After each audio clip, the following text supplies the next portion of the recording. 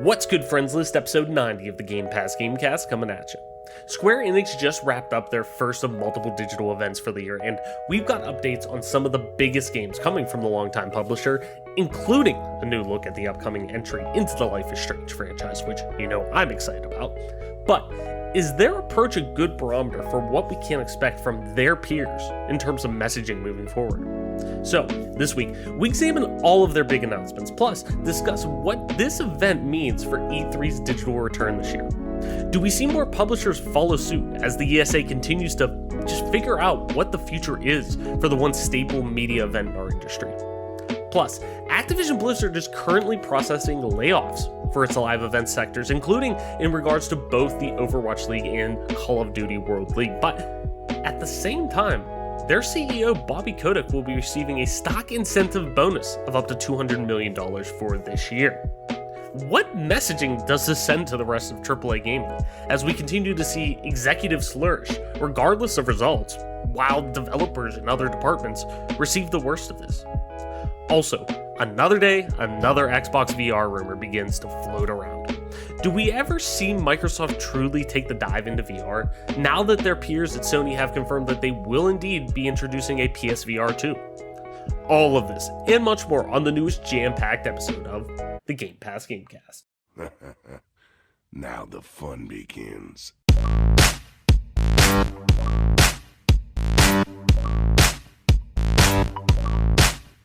Budget. Stop! You violated the law.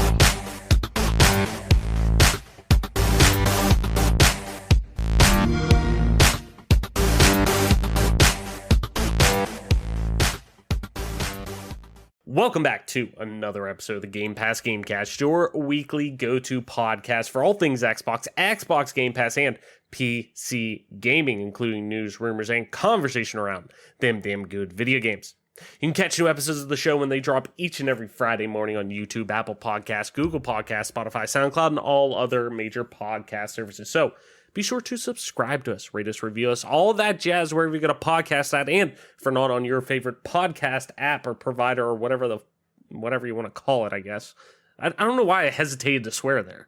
Whatever the fuck you want to call it. It's not like we haven't done that before. I digress. If we're not on your favorite podcast platform, let me know. You know how to get a hold of me. I tell you every week. But wherever you get it at, review us and rate us and all that jazz. So, more people find us.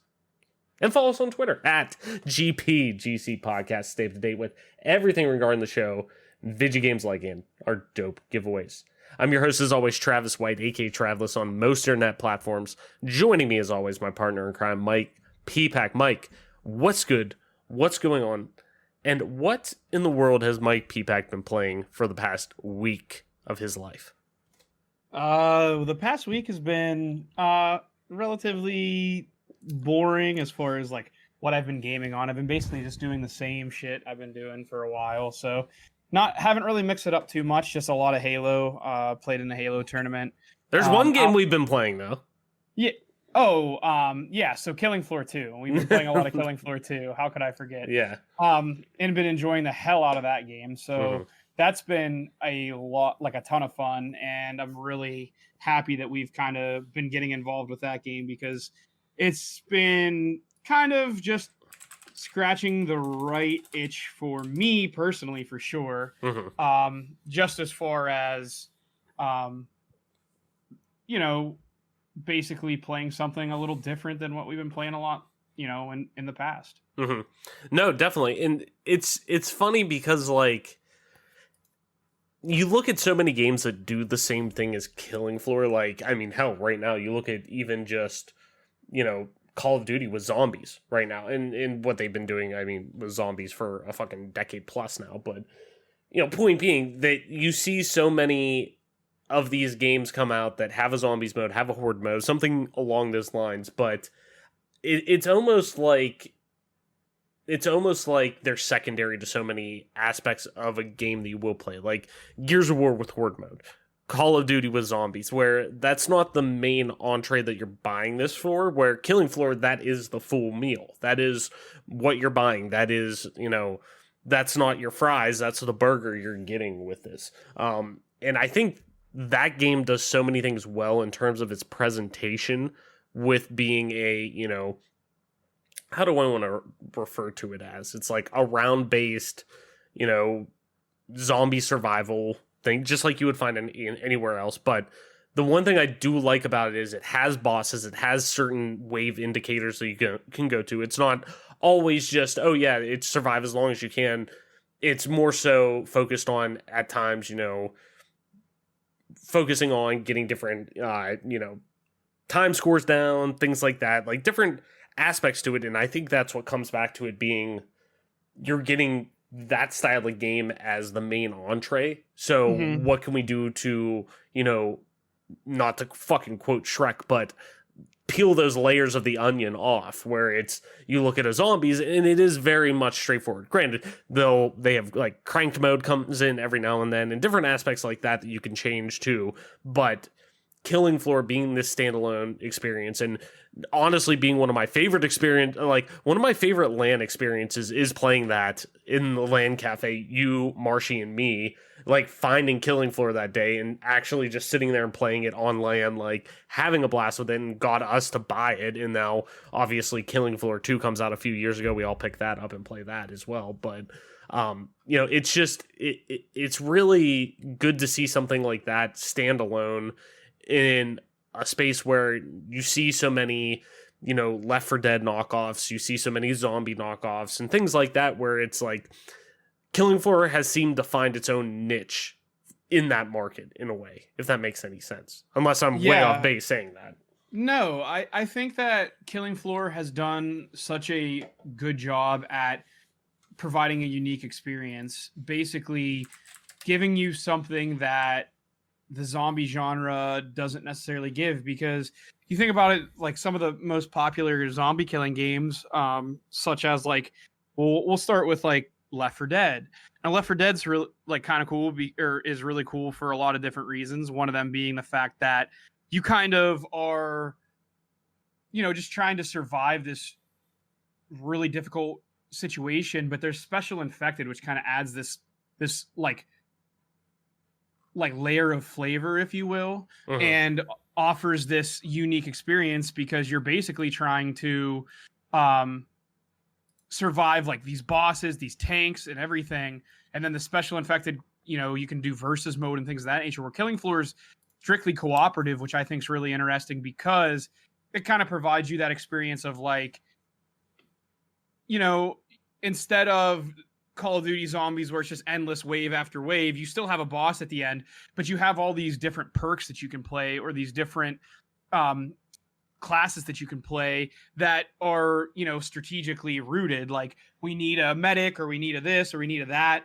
And all of that's what I think makes the game the most interesting, is needing all those different things to kind of make sure you can complete, especially with the harder difficulties, because it makes it very difficult whenever you're playing on a harder difficulty and you don't have all the classes that you need.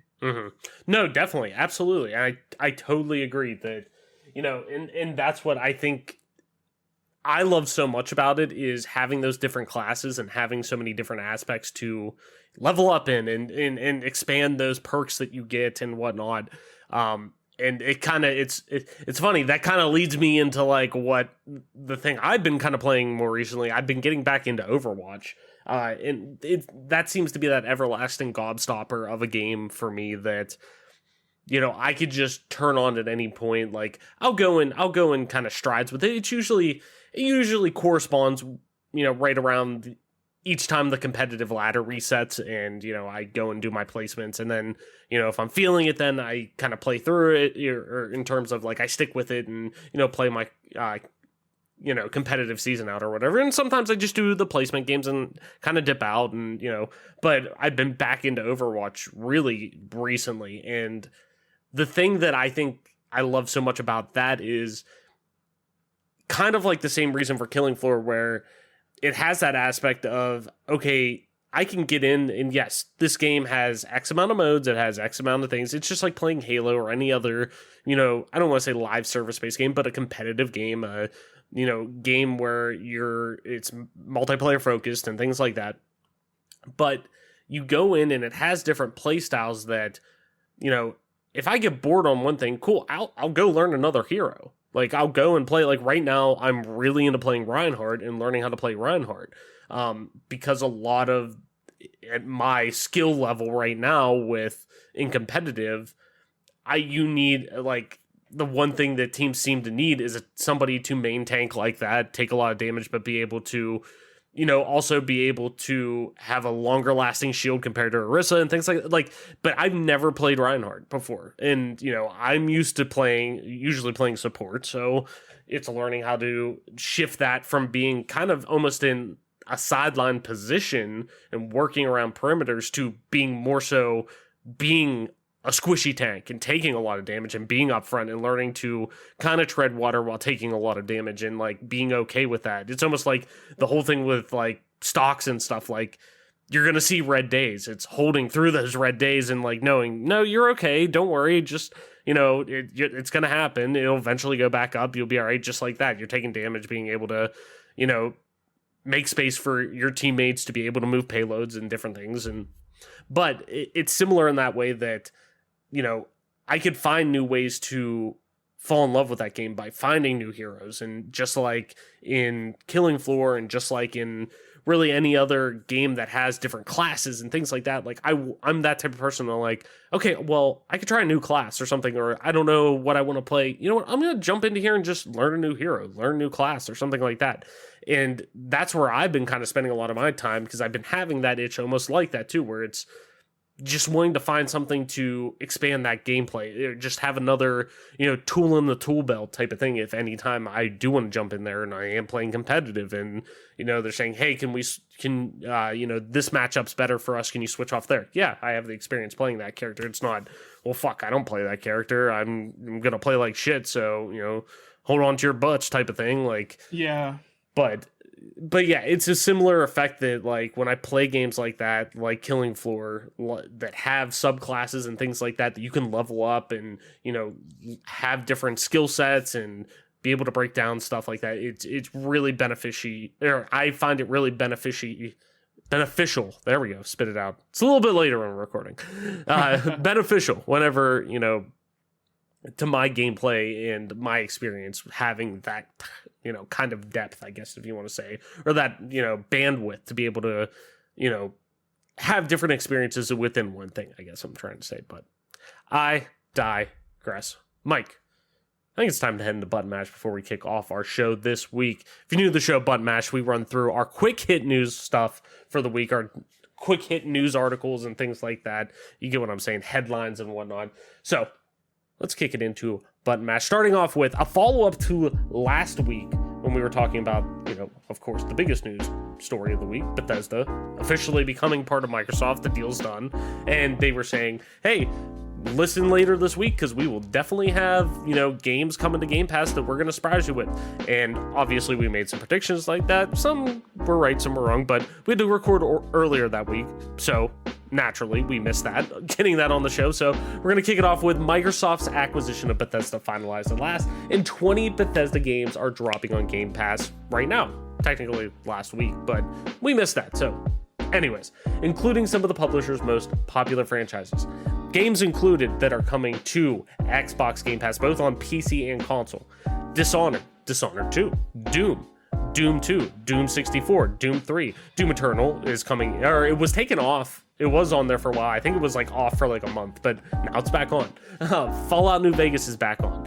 Fallout 4 as well. Fallout 76 is still on there. I don't think they ever took it off, but correct me if I'm wrong. Prey, Rage 2, The Elder Scrolls 3 Morrowind, The Elder Scrolls 4 Oblivion. I'm just going to stop right there. Y'all have no excuse. This isn't just Game Pass on console. This is Game Pass on PC as well, that you can play this game. Play this fucking game, please.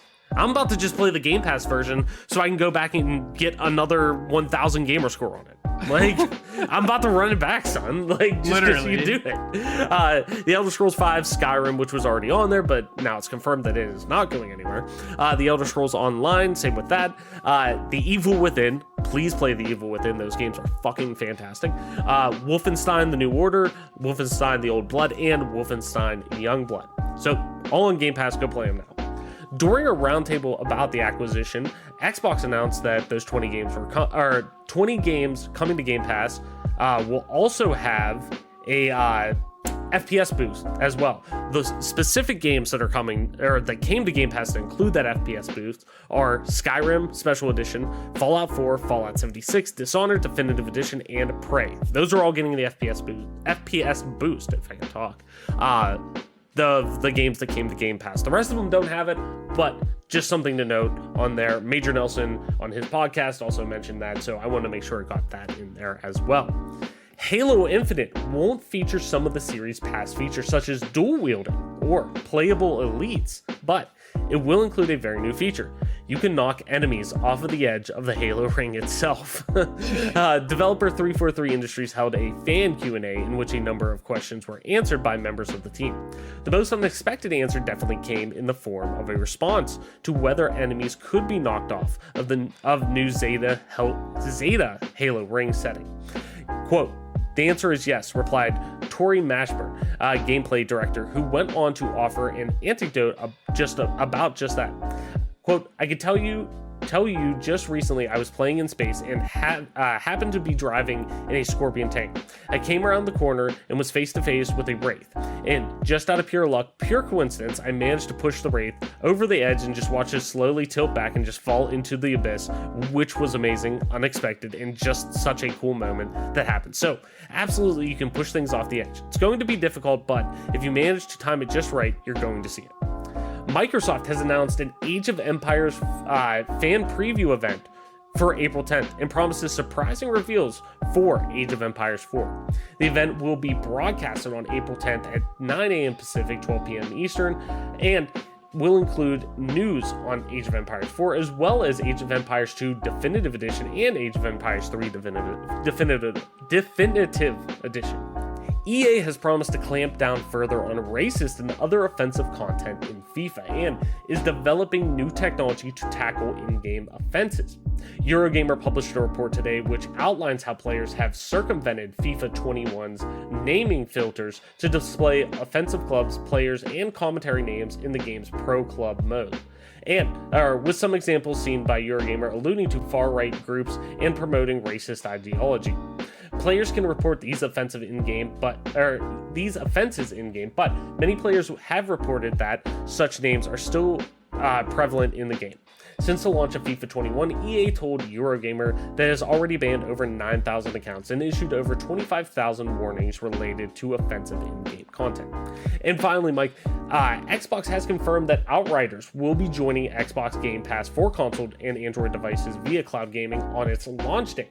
It doesn't appear to be coming to Game Pass for PC, however. After teasing an announcement over the weekend, Xbox confirmed that the game would come to Game Pass for console and Xbox Game Pass Ultimate on its April 1st launch day. Quote, "Starting April 1st, not an April Fool's joke, I assure you," reads the announcement. Xbox Game Pass for console and Xbox Game Pass Ultimate members can jump into the true genre hybrid from Square Enix, which combines brutal combat with deep RPG mechanics. So, Mike, after running it back with button mash, anything you want to go over before we head into our big topics for today? I'm not going to let this segment go without talking about all the amazing Bethesda games that made their way onto Game Pass. Well, of course, absolutely. Even though it is a little bit older, I will say that, it's really awesome because games like Dishonored 2, Doom Eternal, and Fallout 76 are games that I haven't even touched yet. And I'm really excited to actually get involved in those games since now they're going to be free for me to play. I'll be able to give The Evil Within another whack. That all of that is such great news for the Game Pass, and it's still finding new ways to offer such great value. So kudos to them. And then also the Age of Empires team, Forgotten Empires team, who is making Age of Empires 2. It's so great that, Microsoft is giving them the support that they've been giving them recently. And then this surprising reveal for AoE 4 is really awesome. And it's nice to see that Microsoft is paying, basically giving Forgotten Empires and Age of Empires 2 a little bit of fresher life because they're going to have this event. They're going to get more eyes on the game. And I think that the Forgotten Empires team has done such a great job at remastering the game and all the patches and all the hard work that they've been giving in. monthly updates, things of that nature. They've done such a great job, and they really do deserve to get some love. And it's finally, it's nice, not to say finally, but it's nice that Microsoft is really giving them a lot of publicity for basically free right now. So kudos to Microsoft and kudos to Bethesda for making these games available on Game Pass. Mhm. And I echo Travis's sentiment. If you have never played Oblivion, please, for the love of God, play Oblivion, because that game is just, it's the best game that it's the best game that got released on Game Pass, and I don't even feel bad saying it. It's just so good. And I'm sorry if people think that Skyrim's better. It's just not even close. Yeah, to each their own. But me personally, I know we talk about it. It seems like it's every week now we end up talking about this game. But yeah, it's just such a good blend of what, really what the past of Elder Scrolls encompassed, being almost very CRPG-ish to an extent, compared to, it's a good blend of modern Elder Scrolls and traditional Elder Scrolls. Obviously, some of the animations and things can be a little, they could show their age. But at the same time, though, if you ask me, it's very, very, very, very, very easy to get past those things. But if you're someone who still plays Super Mario Brothers, the original, or any of them on Sega, or even N64 games, all the games are dated, but it doesn't mean they're not still incredible. You know what I mean? Mm-hmm. No, definitely, and I echo that sentiment. And granted, pixel art seems to have, I think, aged a little better. But at the same time, Oblivion falls into that. It's almost like those. It's like those the awkward tween years type of thing, where that range of gaming, those games were early HD, coming out, and they were still shaking off that Xbox, GameCube, PS2 era, late era of, kind of really getting a grip on 3D graphics, moving into, okay, we're taking that to the next level with HD. It's kind of that in between area. So I give it a lot of those games a lot of pass to, just from when they were designed and what they were able to do with the technology at the time, because the Xbox 360 was not the most powerful console out there, so, right. What it was able to accomplish and what that game was able to do for modern RPGs on console specifically, it's hands down, I can't recommend that game enough. But we talk about that every week, so I don't want to necessarily get into that. We need to eventually we are going to have that deep dive Oblivion talk. I want to get the right guests on for that, though.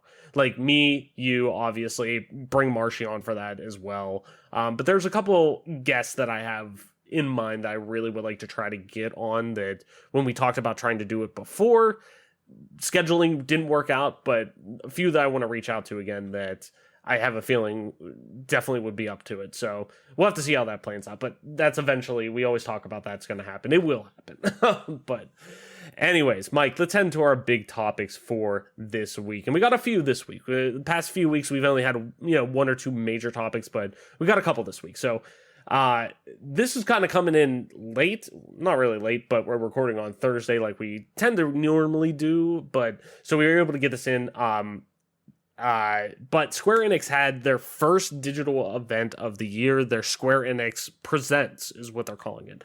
And it's one of multiple, as we've learned today, that there's going to be another one later in a couple months. It seems like around E3-ish time. So kind of want to talk about that, and really specifically maybe that aspect of it, of timing and presentation and communication, more so than even what was shown. But there's some good stuff shown, so obviously I don't want to skim over that either. But Tom Phillips over at Eurogamer has a really good write-up of everything they announced over there. So, as always, link in the description. Go over there, give Tom's article a click, and let's get into it. Square Enix Presents has wrapped up with the reveal of the next Life is Strange game, a look ahead at the future of Marvel's Avengers, and a few bits and pieces for Tomb Raider's 25th anniversary. On that, the show kicked off with a look at plans for Lara Croft's 25th birthday through the re-releases of old games and Lara Croft popping up in other titles such as Fortnite. On that note, Croft Manor will be playable in a creative level within the game next week. There will also be a Tomb Raider cookbook. We will try our best to review that. An Avengers update followed with a look at today's new edition of Hawkeye to the game. We got a brief glimpse at Avengers Future with two editions due out in the spring. Tachyon Anomaly and Red Room Takeover that kind of focuses on Black Widow, and 2 for summer and beyond, Project Omega and Wasteland Patrol. Finally, and most excitingly, Black Panther War for Wakanda brings T'Challa, I can never say it, King T'Challa, I think that's how you say it, to the game later in 2021. There was no mention at all of a certain friendly neighborhood Spider-Man that is locked away on PlayStation's platform, unfortunately, but the big reveal of Life is Strange True Colors was up next with a wonderful looking new setting, cast, and special power. It's developed by Before the Storm studio Deck 9, which very great team to pull from to do that, and features a cross character from that game, D&D fan Steph. It's due in September, all in one go, so no episodic entries comparative to previous Life is Strange entries. In other Life is Strange news, the series' original season and Before the Storm are getting remasters with new facial mocap due later this year. So first off, before we get into everything on that, as somebody who is a huge Life is Strange fan, this is fucking awesome. Deck 9 is a fucking fantastic studio. They killed it with Before the Storm, and if you're looking to get into Life is Strange, this fall is the best time for you to get in. If you're playing, by hands down, getting in on this remaster collection that they're going to put out. Not that like the original releases aren't playable by any means, or they look horrible, but because I mean realistically, it's what they're going for is a specific art direction and whatnot. But some of the mocap hasn't aged necessarily well, and now that Square Enix, at least for when they were funding Don't Nod originally for this, and now obviously being able to share the IP with Deck 9 now on their second project with this, I'm sure there's more funding that's going into that from Square Enix this time around, now that we have a solidified franchise on our hands. And you could definitely see that with Life is Strange 2 whenever they release that, but definitely get in and do that. But I digress. So obviously I'm hyped over the newest entry into Life is Strange. The Avengers stuff is good as well, because that game needs content direly, very much so. But I think it looks like this may be the beginning of what is that new approach to the E3 time slot and what that's going to be. That we keep hearing a lot of media members talk about. Jeff Grubb has mentioned that, publishers are going rogue this year, even though the ESA has came out and said, hey, we're bringing back E3. It's going with, a digital format. And sure, we kind of saw that, if we think about it, we saw that last year with a lot of, publishers and, hardware manufacturers like, Microsoft and Sony and they very much pivoted and did digital events and whatnot. But, nobody predicted a pandemic coming in, March. And as somebody who works in live events and stuff, as we're going to probably talk about in, a couple stories down the road, that kind of going to play into the conversation. But, as somebody who works in, doing production and live events to a degree, we're planning stuff out, a year ahead of time, if not more. So like stuff like that isn't just a quick couple week turnaround. So, now I think we're going to start seeing what truly could potentially be coming from doing, moving away from the traditional E3 format of in person, this industry only type of event that is then, shown through press conferences to fans and whatnot, but it's mostly media focused, where, that may be going more towards a convention end once we get out of this pandemic, but we're seeing more digital events. So,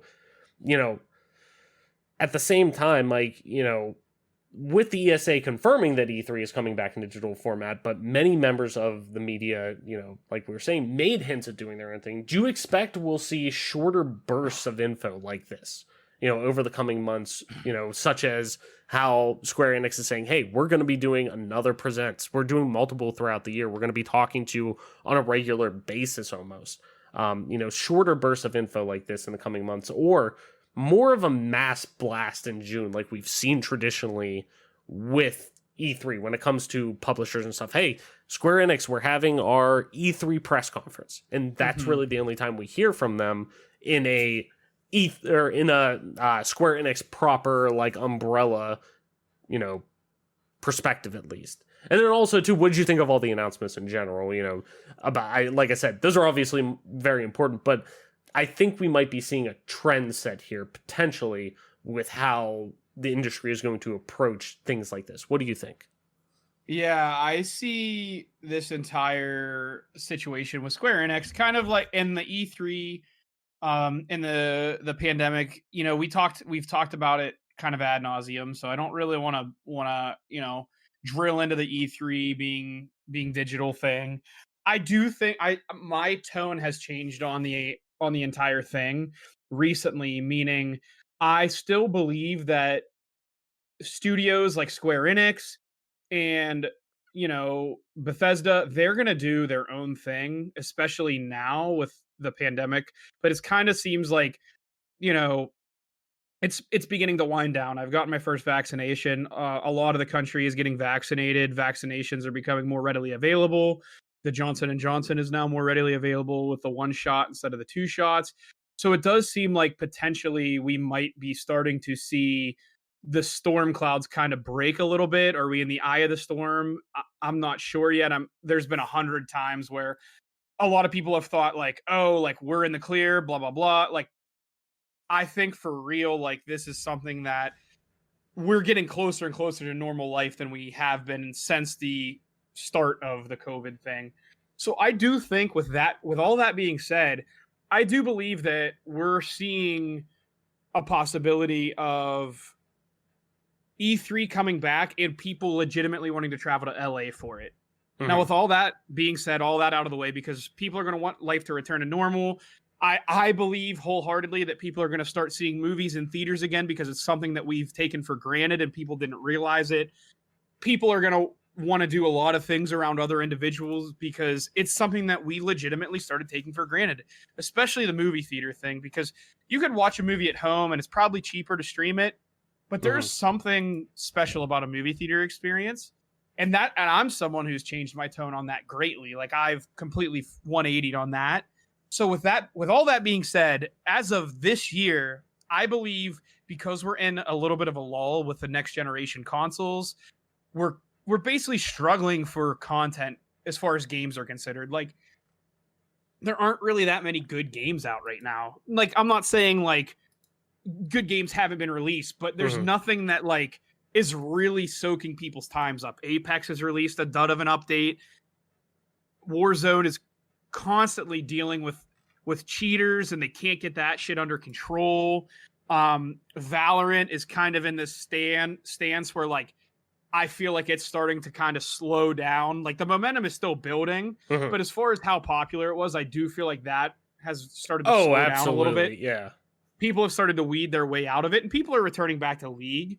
So, with all that being I mean, all of that stuff comes in waves too. But now, granted, though, in terms of Valorant, for sure, it was fucking hotter than a fucking dog shit in the middle of the summer. You know what I mean? Like that shit was fire in almost about a year ago now at this point.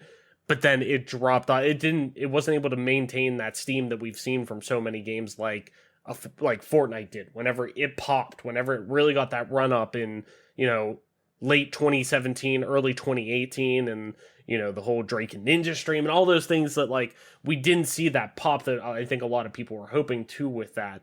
And it's hard to make that happen. But stuff like that goes in, like you were saying, League's kind of coming back a little bit. I'm starting to get into Overwatch because Overwatch League is kicking back up again in April. So more people they release the schedule. So it's like more people are starting to play Overwatch again. You see numbers start to spike again. And, it's stuff like that. I totally agree.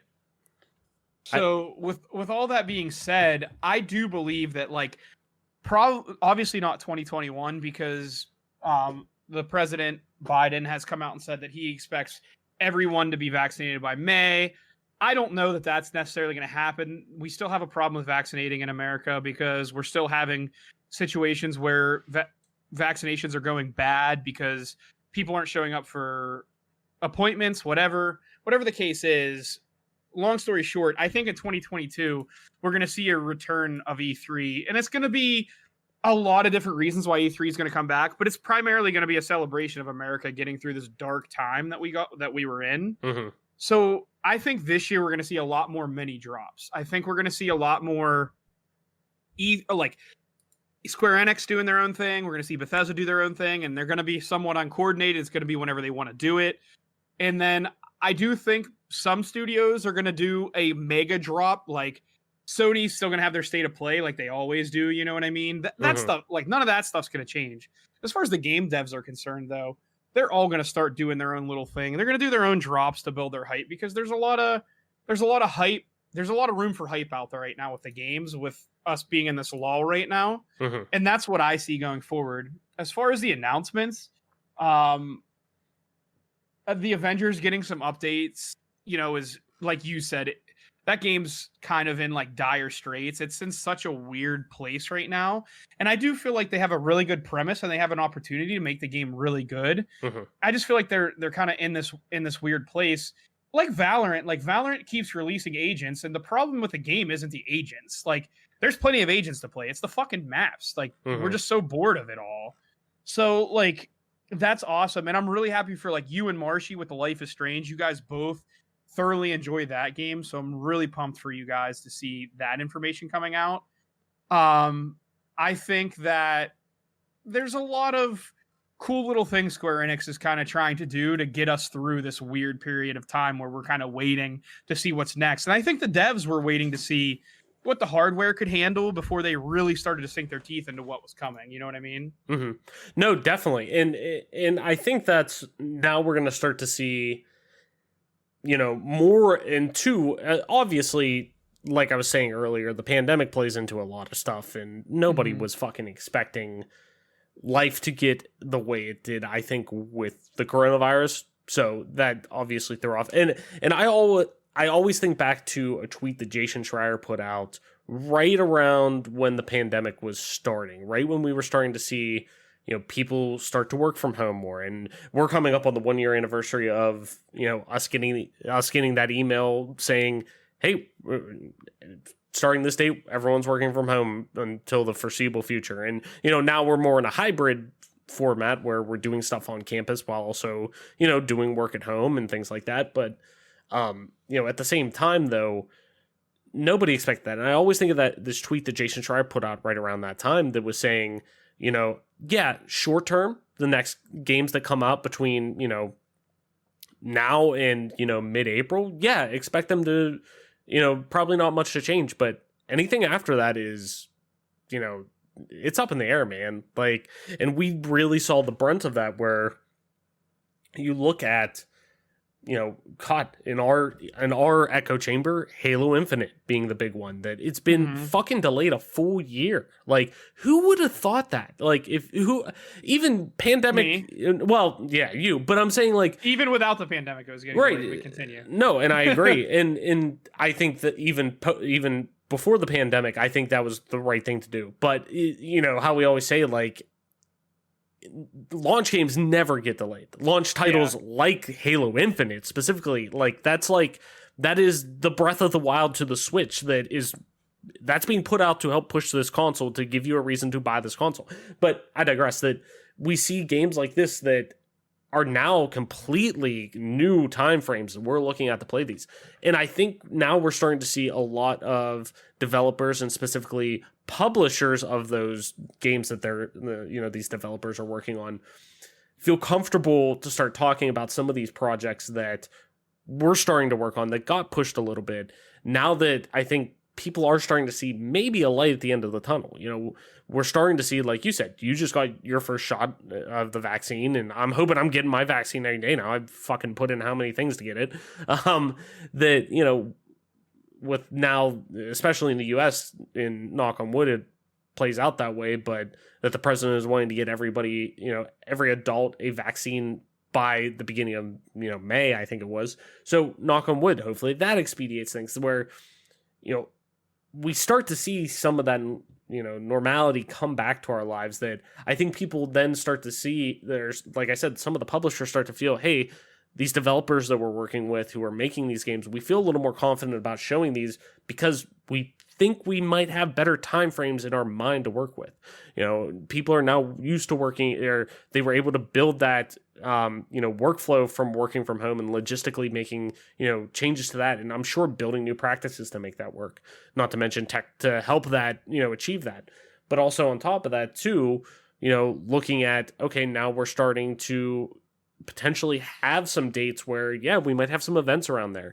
And I'm with you. I think E3 comes back in 2022 in a actual physical sense, where it is returning as an event, like a physical in-person event. I still believe that it's going to end up becoming more like a PAX than E3 anymore. Like, we're still going to see, we'll probably still have, I would be shocked if we still don't see big announcements in terms of, Microsoft, and I'm sure Sony now with their state of plays, I'm sure they'll try to work something else around it. Nintendo with their directs, still around that time frame, putting out big info blasts, just because I think that's so natural at this point to do for the gaming industry and games media especially, and really now gamers in general. People who are at the enthusiast level of gaming expect to hear around that point too, and it also gets people riled up to for that holiday push later that year and start marketing campaigns. So I think we'll still see stuff around there, but I really think that E3 in general, now that it has become more fan oriented in general, is going to really kind of lean into that and become a PAX, Nintendo's going to be there, but they're going to have a couple game demos and that's about it. It's not going to be setting up appointments really, or it's going to be more, hey, there may be some panels there that people go to now. I feel very much more so that this is going to be much more fan oriented than really games industry and industry personnel and setting up meetings and giving pitches and things like that. It's going to be much more consumer oriented than industry oriented. But I see this style of Square Enix being like, hey, we're going to talk to you, let's just say 4 times throughout the year. You're going to get our Q1 update, Q2, Q3, and Q4. Let's look forward to next year. It may not be as structured as that, but I personally think it'll probably be like that, where you have, especially these big publishers like a Square Enix, like an EA, like an Activision, Blizzard, something like that, that these larger entities within gaming are going to talk to us. Ubisoft, already with their Ubisoft Forward, they're already saying they're doing multiple throughout the year. So, and especially with them, big tentpole AAA publishers like that who have so many different entities, like Ubisoft with Tom Clancy's line of games, with Far Cry, with Assassin's Creed. You could have these specific digital showcases and things like that centered around these specific games and these franchises that you want to talk about and what's going on in them. So I think this is naturally going to how it's going to become in terms of its permanence as we move into that. But I think this is a really good indication of what we can expect this year specifically from large-scale publishers. I think this year is the one where we'll start to see that baseline compared to last year, where it was like, okay, we got to pivot. Okay, we got to adjust, because anybody will tell you who works on industry side, like for me working in college athletics, we know dates that we're hosting NCAA championships years in advance. I mean, I know when we're getting the first and second round of the men's basketball tournament is coming back. I mean, we know it's publicized, obviously, or I wouldn't be talking about it. We know they're coming back in 2 years. We know we're getting that. They have it booked, but they have dates booked out half a decade plus in advance. So we're talking entities like this, like Microsoft hosting events of that magnitude, not of NCAA, championship basketball magnitude, but talking their large scale, their biggest press event of the year that takes place in their own amphitheater and stuff like that. That is a year in advance they're working on that. So, it's stuff like that I really see this kind of being possibly the new baseline. This year kind of being that baseline to kind of build off of and have a good trajectory of how we think publishers are going to end up talking to, not only us, people who cover the games industry and stuff like that, but just consumers in general. But yeah, and also too, like I said, I'm really excited about Life is Strange. That's a franchise that especially the first Life is Strange game, with Chloe and Max, and it's one of those games that, I have a handful of games that I wish I can go back and have that feeling and experience that game for the first time again. Obviously Legend of Zelda Ocarina of Time is the game that cemented my just admiration for gaming at such a young age.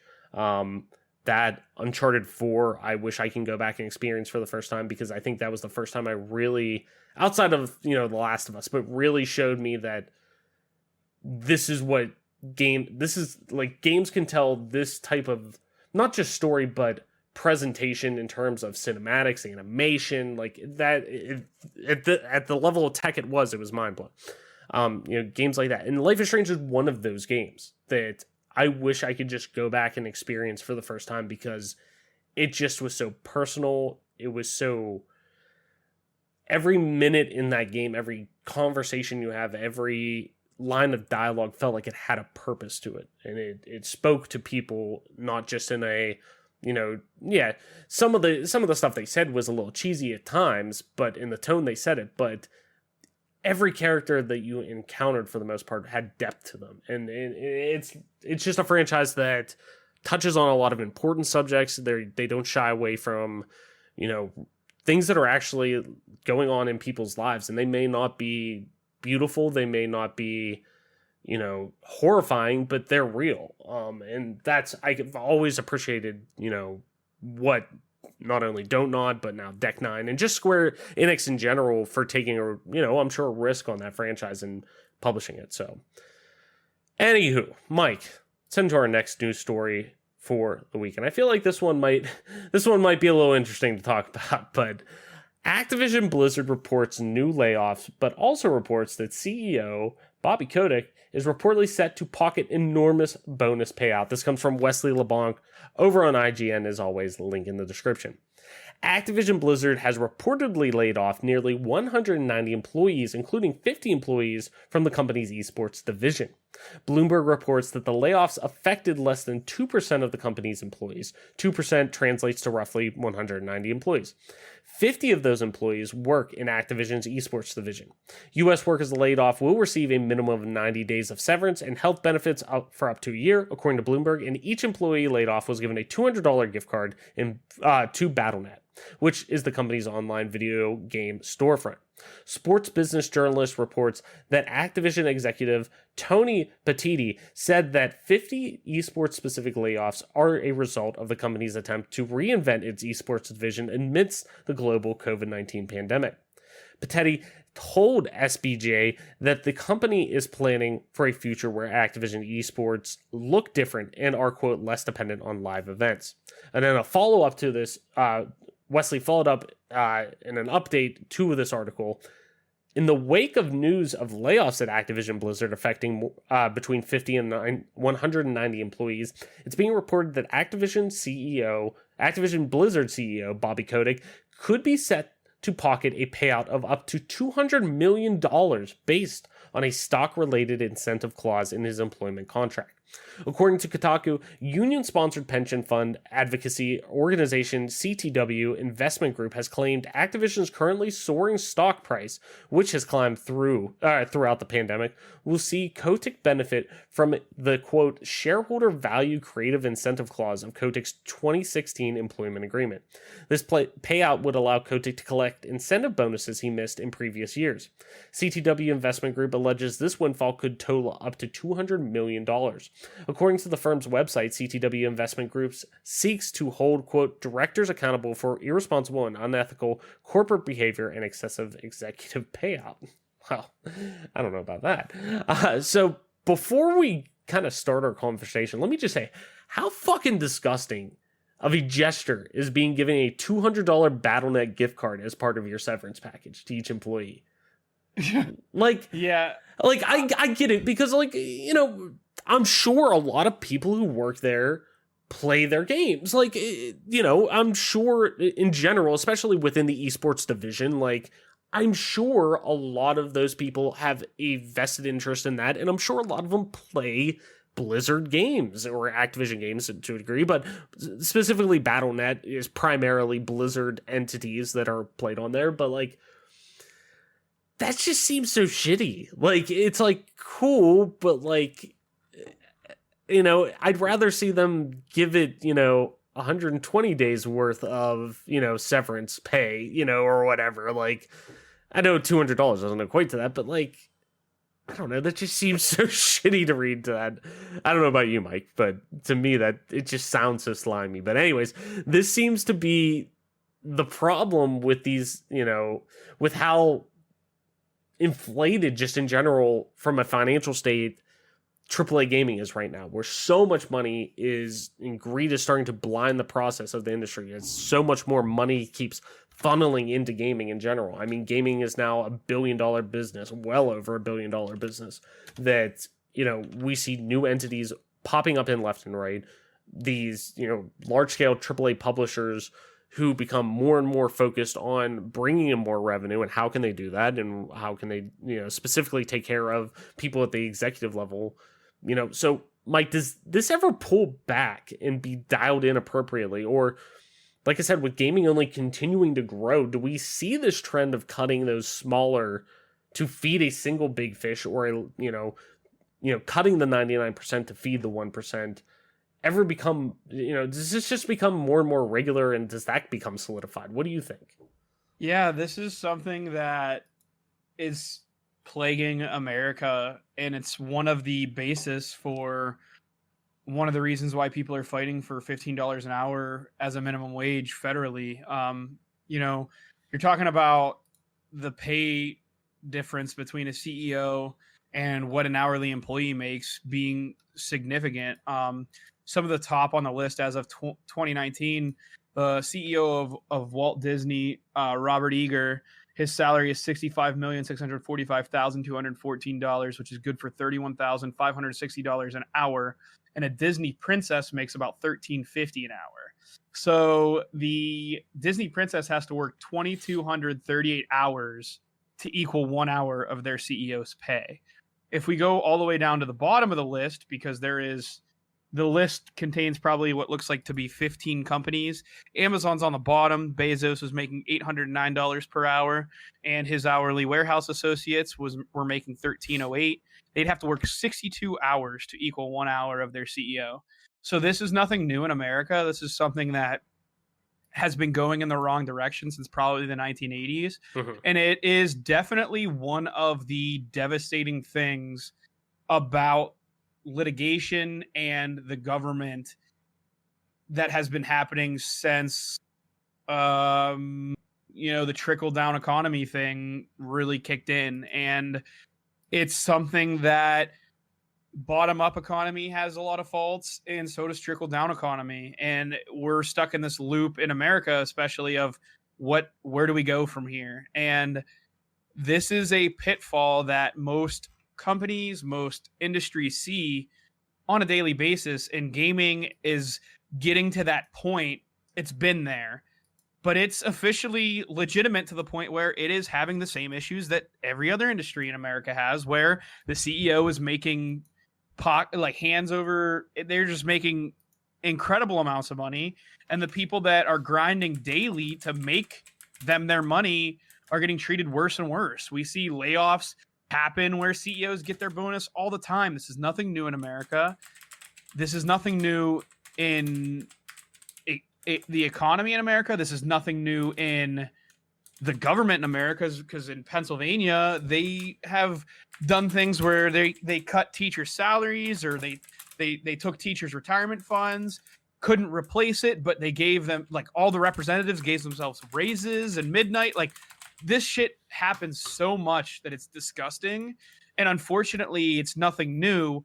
But for gaming, I guess if you're looking for a way to legitimize gaming, congratulations, you've gotten your legitimate, you know, it's legit at this point, because it's finally going through this CEO bonanza, and we kind of knew that Blizzard was one of the bad guys.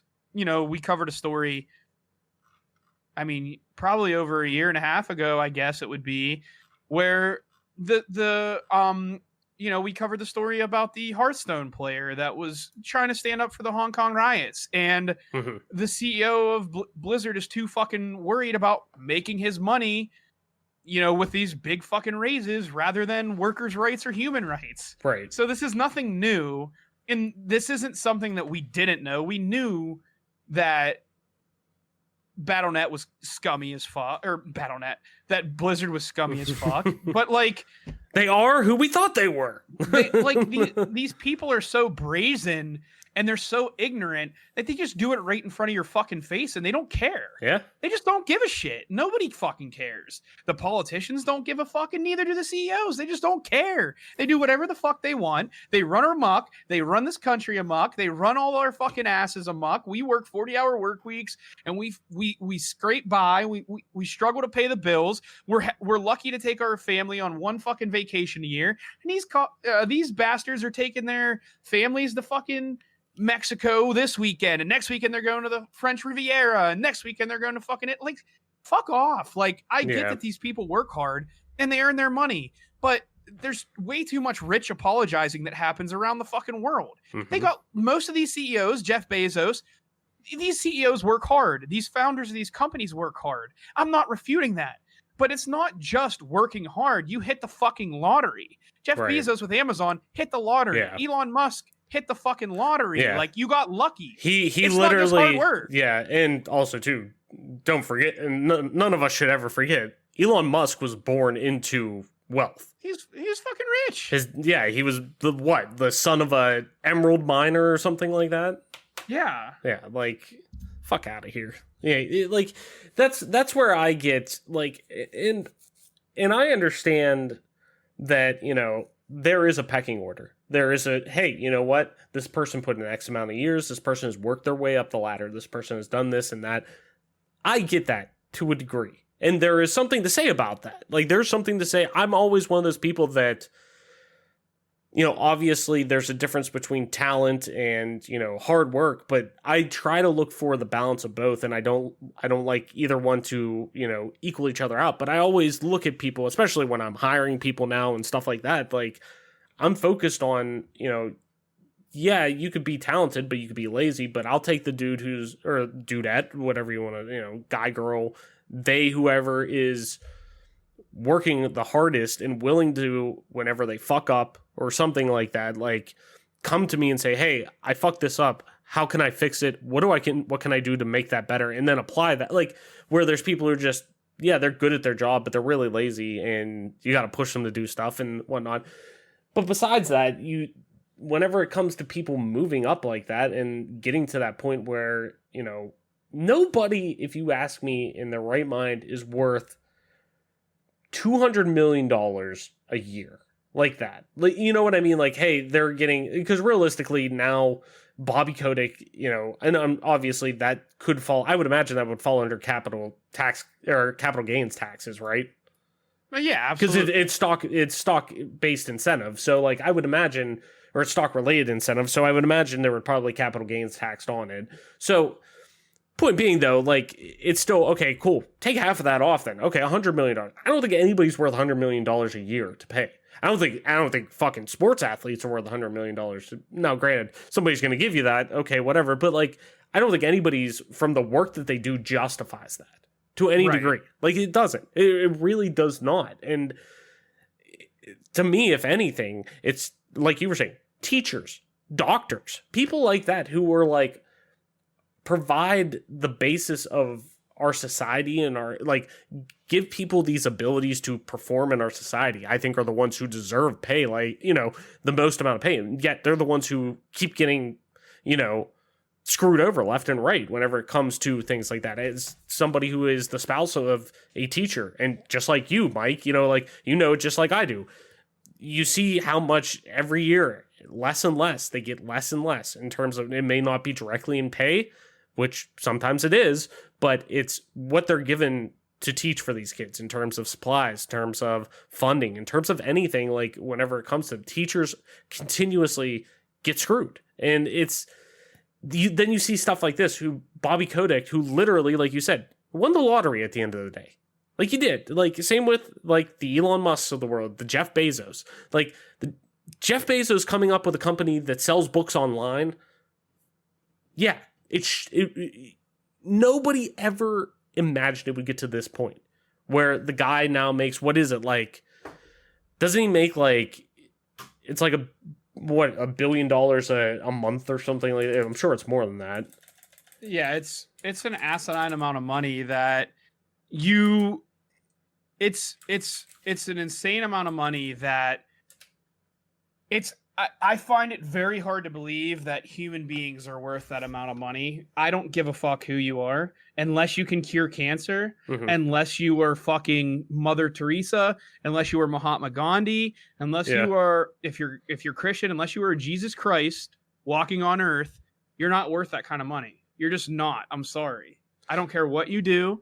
Like I said, there are special cases that you are worth the money, but those people they're not worth that money. You know what I mean? They're not checking that box for me. You know what I think's funny? I think they know they're not worth that money too, because then you have, recently Bernie Sanders inviting Jeff Bezos to come talk about, income inequality and give his rationale of why, specific warehouse workers can't unionize and things like that, and talk about these things to give his side on stuff. Like, and granted, obviously Bernie Sanders very vocal on the opposite side of, I'm sure, Jeff Bezos' mindset on this and opinion on that, but at least is giving him the platform to come and talk about these things. Declines it, doesn't want to. Okay, well, what's that say? Like, but also too, just I had to Google it real quick, but breaking it down, this is the most accurate on an average, at least. Bezos is making about $321 million a day, $13.4 million an hour, $222,884 a minute, and $3,715 a second in 2020. And that's during the pandemic. Yeah, and that's after his divorce. Yeah. Where he lost half of his shit. Right. So think about that. That's unbelievable. Like, nobody is worth that. And I know we're talking, we like to try to stick to gaming and whatnot like that, but like stuff like this is going to bleed over, and it's going to cause, like, this is stuff that inversely causes, when you look back on like crunch and crunch culture and things like that, whenever it comes down to the executive level of people saying to dev studios, no, we need to get this game out. No, this game needs to have a hard deadline of this. We don't want to pay any more money to get this game done. Okay, you don't want to pay that because you're paying somebody, obviously this is stock related and things like that. Like, that's a little different. I get it to a degree. But at the end of the day, the fact that this is still incorporated into this man's position, that should be involved in it, and it still comes back to him being the CEO of this company at the end of the day. Money's still going in his pocket while others are, like, more money, I should say, is going into his pocket while others are struggling, both whether it is financially or, in the case of crunch culture and whatnot, being forced to get stuff done and work extraneous hours for no additional pay or little additional pay, while somebody else is doing really jack shit. If it's stock related, in some cases, it doesn't matter necessarily on company performance. It's, you know what I mean? That always isn't the case with stock related things. So, and, Activision Blizzard stock continually rising throughout the pandemic, that isn't necessarily on their output, to say the least. So, like, it's disgusting. Like, it just really is. And like I said, nobody is worth that amount of money. And there's something to say about, somebody who works hard to get where they're at and, deserve to get, be able to live a lifestyle, work hard, play hard type of thing. I'm not against that mindset necessarily, but whenever there are systematic issues going on that are fundamentally breaking the process of not only people's livelihoods, but just the entire industry as a whole, this is where shit like this just needs to be like, we can't do shit like stuff like this needs to be peeled back, or there needs to be some roundabout way of, portions of that being funneled back into these development studios or something like that for that performance. Because that's not just him who, he gets a $200 million, incentive bonus from the stock because the stock kept going up. Okay, well, did he develop those games that caused the sales for the, caused the reception, and then inversely the sales of those games that went through the roof to supposedly make the stock rise? No, he didn't. So, like, why don't you benefit the people who made that happen for you as well? Like, I don't know. It's just, it's kind of sickening, It's just tough to see. But yeah, it's crazy. And like, the kicker is the $200 BattleNet like gift card. Like, thanks for all your hard work. How about you go spend $200 on a subscription on World of Warcraft? That's like, or you go buy games. You go buy games too. Increase our stock again, so I get another raise. Here, either dump your money into Overwatch loot boxes, or WoW subscriptions, or you can just buy one of the 3 games we've made in the past. Like, yeah, in the past 5 years. It's like, or I should say more than that, 10 years. So it's like, that's like something you give somebody at like a Christmas party. Like, I work in college athletics. Like I said, we're a Nike school. At our Christmas party, I won $100 Nike gift card. I'm sure we got that probably at no cost or whatever, but it's so cool. Like, I got a new pair of shoes out of it. That's awesome. Like, that is a nice little incentive. But like, as a severance package, you're like, hey man, I know you're going to be home a lot more. Here you go. Like, yeah, like fuck off. Thanks for nothing. That's absolutely disgusting. Like, I'm sure a lot of those employees too, after I'm sure seeing that, are like, maybe I should be leaving here if that's how I'm going to be treated. So it's just sad, but I digress. Mike, let's move into our last news article for this week. And yet again, we're talking VR with Microsoft. Microsoft reiterates VR for console is not a focus for us following localization bug. This comes from Taylor Lies over on The Verge. As always, link in the description. Microsoft has once again reiterated that VR support for Xbox was not a focus for the company, following reports earlier today that hinted it was working on a VR headset compatible with the Xbox Series S, X, and S. The rumor first surfaced after IGN Italy reported that some Italian Xbox users received messages which translated to, quote, an update for the VR headset is available, and an update additional parentheses, update VR headset. When connecting the recently released Xbox wireless headset to their Xbox Series X or S consoles. My colleague, Cameron Faulkner, reviewed the Xbox wireless headset and did not encounter this pop-up message while using the headset on an Xbox Series X console in the US. A Microsoft representative told The Verge that, quote, the copy in this error message is inaccurate due to a localization bug, while again reiterating that, quote, VR for console is not a focus for us at the time. Microsoft has yet to explore the VR space for its Xbox consoles. In 2018, the company pulled back on plans to support virtual reality headsets for Xbox in 2018, explaining that it wanted to focus, quote, primarily on experiences that would be playable on your TV. In late 2019, Xbox boss Phil Spencer tweeted out that although he played some great VR games such as Half-Life Alyx, console VR was not Xbox's focus ahead of the Series X and S's release. So another day, another rumor, even if you want to really call it that, I guess, of Microsoft pushing its Xbox and gaming division into the world of VR. So while I think it's inevitable, if you ask me, in time that the Green brand is eventually going to be entering this world, especially now that we know with Sony doubling down on its commitment to VR, saying, hey, officially, yes, we are doing PlayStation VR 2, or whatever they want to call it, but we're doing the next generation of PlayStation VR with a new piece of hardware coming out. Now that's officially announced, coming down the road, and not to mention Oculus and their tremendous growth and success with the Quest line and series of VR headsets that are completely wireless and, can be used to play Rift games with one single wire, like excellent headsets. What are you hoping, Mike, to see from consumer-grade VR from Microsoft, if they ever do it? And what should they, I guess, focus on to improve the console VR space where fans seem to see shortcomings at, from our experiences? Tons of wires whenever we're playing, you and I and Adam, no, granted, I can't play for a long time, still love it though, but us having great experiences playing PlayStation VR, specifically like Resident Evil 7 and Doom and, a lot of these experiences that we've had a ton of fun just gathering around, getting us together and swapping the helmet around, but we still encountered, that screen door effect and, a lot of wires just to get it set up. So, kind of talk to me about that. What do you think, could be some of the focused improvements on? And, what are you just hoping to see if Microsoft ever would decide to truly get into VR? I don't necessarily know that I am looking for Microsoft to...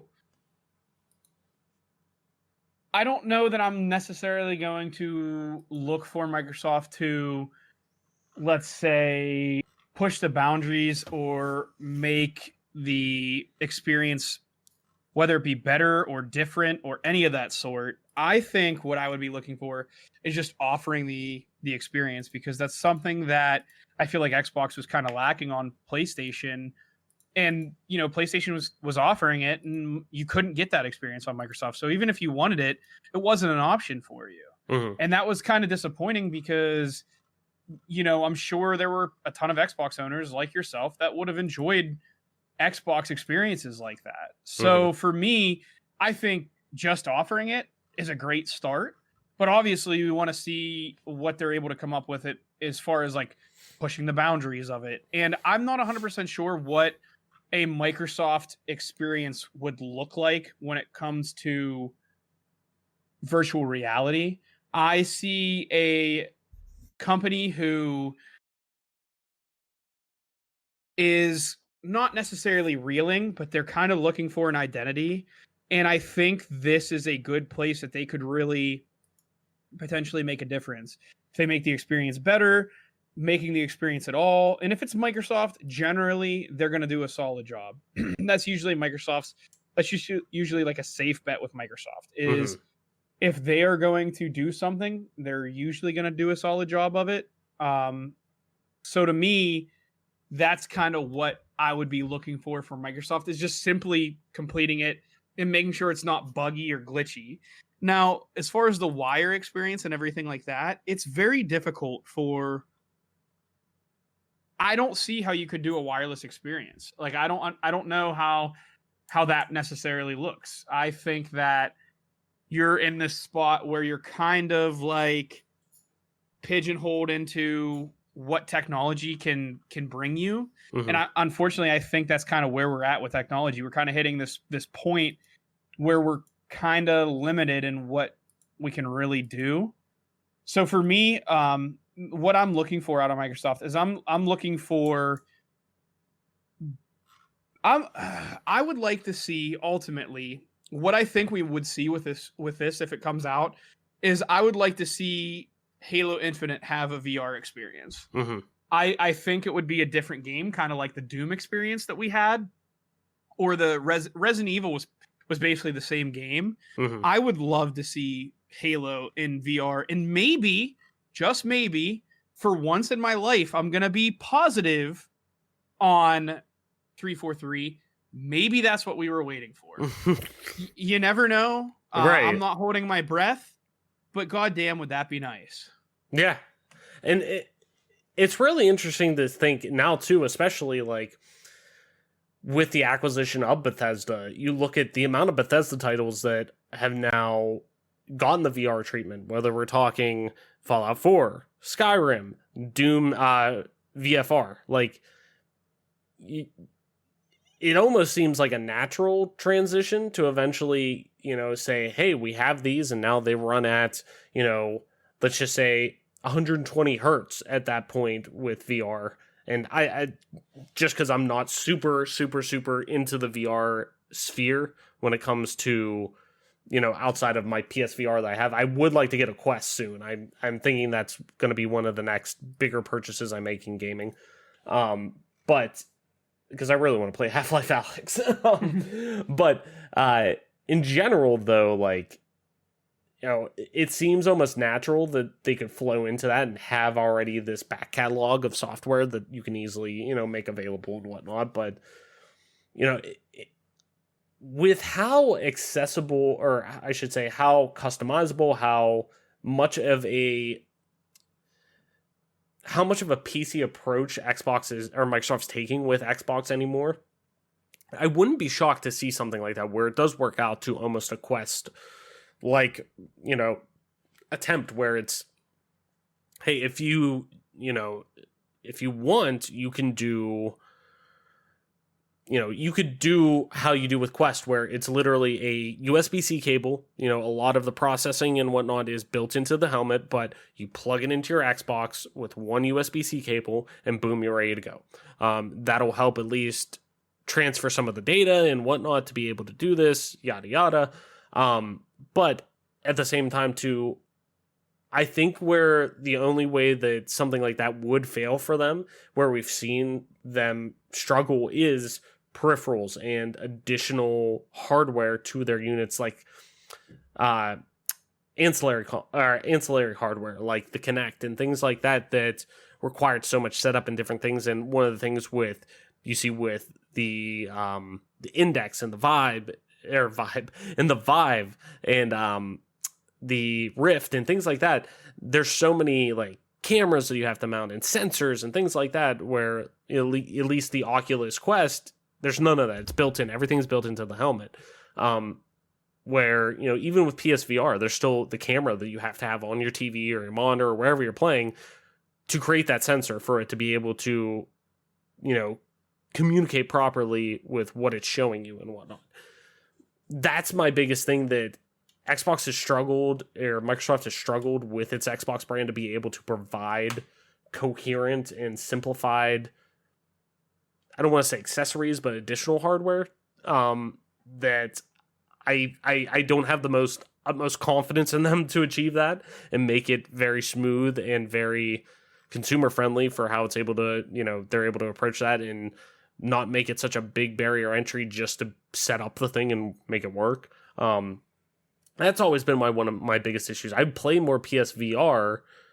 I'd play more PSVR if it didn't take 20 minutes to set up and then get in, and then, for some reason today I'm getting, that seasick feeling or whatever, car sickness or whatever you want to call it, for, playing today or whatever. So I don't know. I definitely, me personally, I definitely see that it could be, I definitely see it could happen. And I definitely think, especially with the HoloLens technology that they have and stuff that they showed off before whenever Minecraft was acquired, and doing Minecraft in like an AR format, with HoloLens and things like that. I definitely see the tech's there. They have the money. They can easily do it. It's just, hey, what's that look like? I think so many people too are stuck on VR potentially being a trend in gaming. And I don't know if I agree with that. I think if it was just a trend, we would have seen that kind of fizzle out by now. Kind of like we saw with, the Kinect and stuff like that. Like, I think we'd eventually see that fizzle out. To me, though, it's getting more software in there, and we're starting to see more software come into VR that are pushing people to get helmets and, buy into that ecosystem, like Half-Life Alyx. We need more Half-Life Alyx experiences that are that, this is the killer app to have. This is a reason why I have to get VR. And we just haven't seen a ton of them yet, outside of, Resident Evil 7 and Half-Life Alyx. But Resident Evil 7, you could, you can go and just play that on your standard console or PC. So I could definitely see them, though, getting into it eventually. I think it's inevitable, especially depending on how,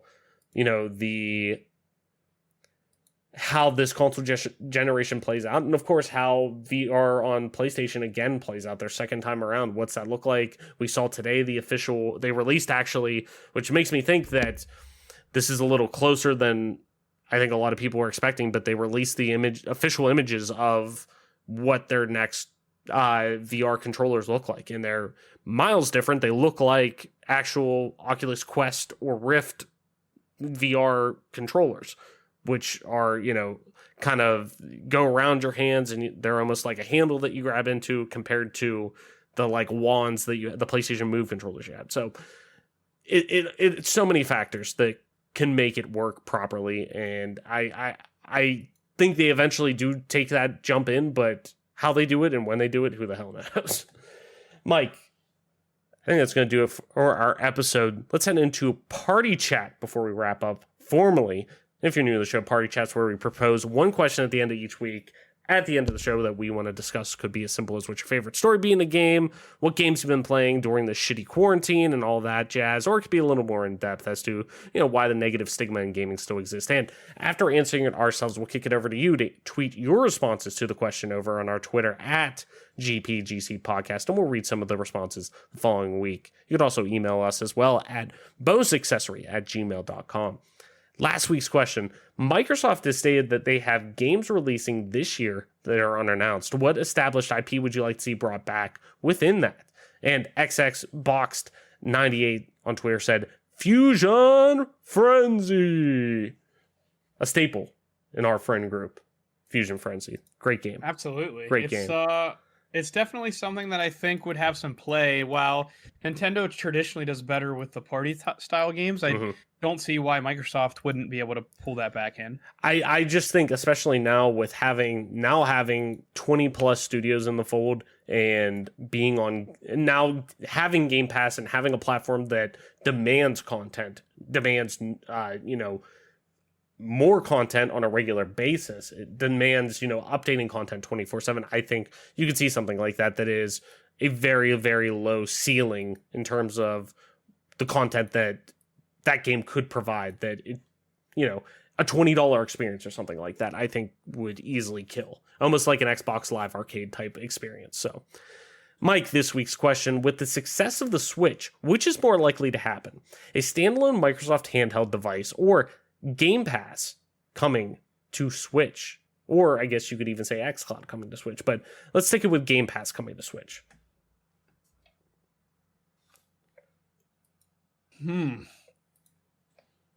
I would say probably Game Pass coming to Switch would make a lot more sense than Microsoft actually coming out with their own handheld device. I just think that they're already doing VR. I think they have a lot of irons in the fire. I think that creating a portable device, while might seem like a good idea, I feel like that's probably somewhat off of Microsoft's radar.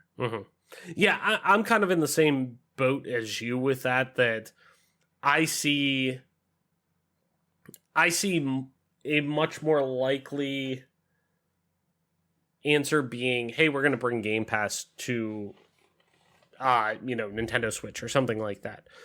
There's obviously still a market for traditional handheld systems, a la the Switch, and with people seeing how successful we've seen how successful the 3DS was and the DS in general, but also people still chime on about the PlayStation Vita and whatnot. Like it's obviously it's there, but most people now just have that handheld device in their pocket at all times, all of their smartphone. So, it's a little different, but if they want that dedicated market, I definitely could see them more so bringing something to Xbox, or bring Game Pass or even xCloud or something like that to the Switch, especially the Switch having cloud versions of games having cloud versions of games already on there.